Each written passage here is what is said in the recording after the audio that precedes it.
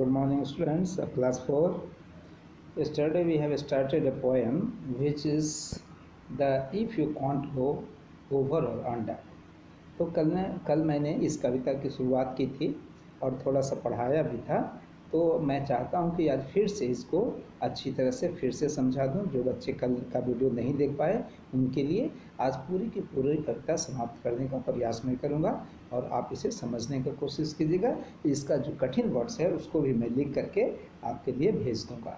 तो देखिए आपके स्क्रीन पे, यदि आपके पास बुक नहीं है तो कोई बात नहीं, don't mind at all. I will sending you this screenshots to you so that you can see the poem as well as its meaning in Hindi by me. Okay, so let's start. A baby mole got to feeling weak and wanted to show how he could dig, so he plowed along in the soft warm dirt till he hit something hard and it is really hurt.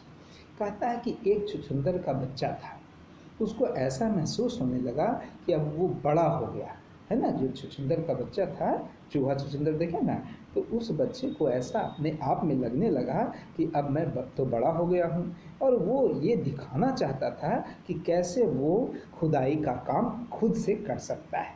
इसलिए उसने क्या किया कि उसने खुदाई करने लगा, कोड़ने लगा ज़मीन को।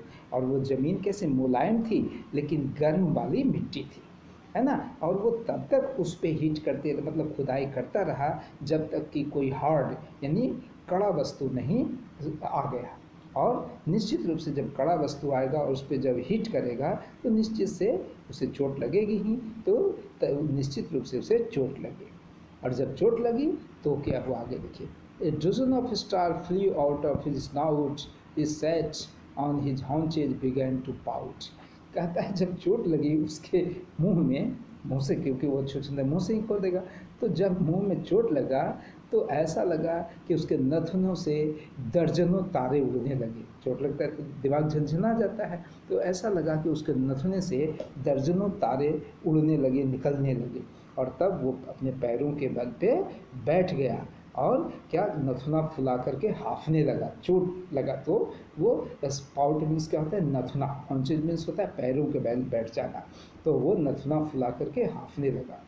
फिर क्या हुआ, then he ram the things again with his set. अब क्या किया, नथुनों के ने अपने अब सिर के बल से उसे जोर जोर से मारने लगा, हिट करने लगा। किसको, मिट्टी को खोदने लगा। His grandpa picked him up half dead. Young man, he said, thou your pate is bone, you can't but your way through solid stone. आज जब ऐसा हुआ फिर जोर जोर से अपने सिर से मारने लगा तो वो अधमरा हो गया, है ना, चोट लगा। तो उसके दादाजी उसे आए और अधमरा अवस्था में, बेहोशी की अवस्था में उठाए और बोले, बच्चे तुम मेरी बात को ज़रा ध्यान से सुनो। यद्यपि तुम्हारा सिर जो है वो हड्डियों का बना हुआ है, हड्डी है तुम्हारे सिर में, लेकिन तुम इस तरह से ठोस पत्थर को सिर मार करके नहीं तोड़ सकते हो, क्योंकि हार्ड थिंग्स तो स्टोन ही था, वो तो मिट्टी खोदा था। जब स्टोन आ गया तो उसे तुम नहीं खोद सकते हो। इसलिए मेरी ये सलाह हमेशा याद रखना कि आई हैव फाउंड, मतलब दादाजी की ये सलाह उसे अच्छी लगी, छुछुंदर के बच्चे को, कि मैंने उनकी ये सलाह अच्छी लगी क्या, कि यदि आप ऊपर से या नीचे से नहीं जा सकते हो, कोई ऐसी जगह है ना तो ऊपर से जा सकते हो ना नीचे से, तो उसे गोल गोल घूम करके चला जाना ही ज़्यादा बेहतर है। अब आगे की देखिए, आगे क्या कहता है। हाँ, if you come to a place that you can't get through or over or under, the things to do is to find a way round the impassable wall and not say you will go your way or not at all.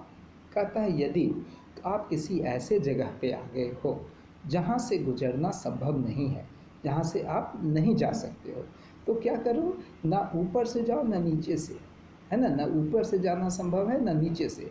तो आपको करना क्या है कि जो ऐसा दीवार मिल जाए जिसको कि नहीं हम गुजर सकते हैं, है ना, तो ऐसा एक रास्ता निकालो जो घूम करके उसे घूम करके पास किया जाए, उसे घूम करके पार किया जाए।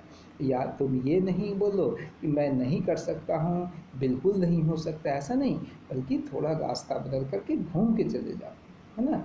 You can always get to the place you are going if you will set your sail as the winds blow. और क्या शिक्षा देते हैं उसके दादाजी कि तुम हमेशा हमेशा अपने लक्ष्य को प्राप्त कर सकते हो, अपनी जगह को जा सकते हो, जहाँ आप जा रहे हो वहाँ जा सकते हो। कब? जब कहता है जिधर का हवा बहे उसी ओर नाव को ले जाना चाहिए, उसी ओर तैरना चाहिए। कि हिंदी में भी कहावत है कि जिधर का हवा चले उधर की ओर ही पीठ करनी चाहिए। तो वही कहा रहा है, उसके दादाजी से बता रहे हैं कि आप हमेशा अपने लक्ष्य को प्राप्त कर सकते हो, जिस दिशा में हवा बहती है उसी दिशा में नाव को ले जाओ। If the mountain are high go round the valley, if the street are blocked go up some alley. कहता है यदि पर्वत बहुत ऊंचा है तो क्या करो, घाटियों के से घूम करके चले जाओ उस पार, और यदि कोई सड़क जो है वो जाम है तो छोटी छोटी गलियों से होकर के, छोटी कोई गली है उससे होकर के गुजर जाओ। कहता है if the foreigner car is filled don't scorn A flight. और कहता है यदि कोई पैसेंजर वाली गाड़ी भरी हुई है तो आप किसी भाड़े मालवाहक गाड़ी का भी तिरस्कार मत करो, उसको भी इग्नोर मत करो, उसका भी नज़रअंदाज नहीं हो, क्योंकि आपको तो अपनी मंजिल पे जाना है। तो चाहे वो पैसेंजर वाली हो चाहे भाड़े वाली, उसको भी पकड़ करके आप चले जाओ। If the front door's closed go in the side gate. यदि कहता है सामने वाला दरवाज़ा बंद है तो बगल वाले दरवाजे से चले जाओ अंदर।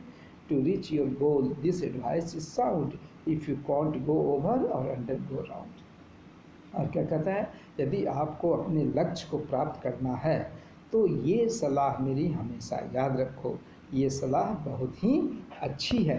क्या सलाह किया कि या तो ऊपर से नहीं जा सकते हो ना नीचे से जा सकते हो, तो उसे घूम करके पार कर लिया करो। This poem has been written by Joseph Morris. So I think you must have understood this poem. Now you have to read it yourself with the help of meaning and with the help of this video which I taught you now. Okay, bye friends. You will send your comments whether you have understood it or not. If you feel any type of difficulty or problem in understanding, you must inform me accordingly. Okay, thank you, have a nice day, we will see in the next class. Thank you.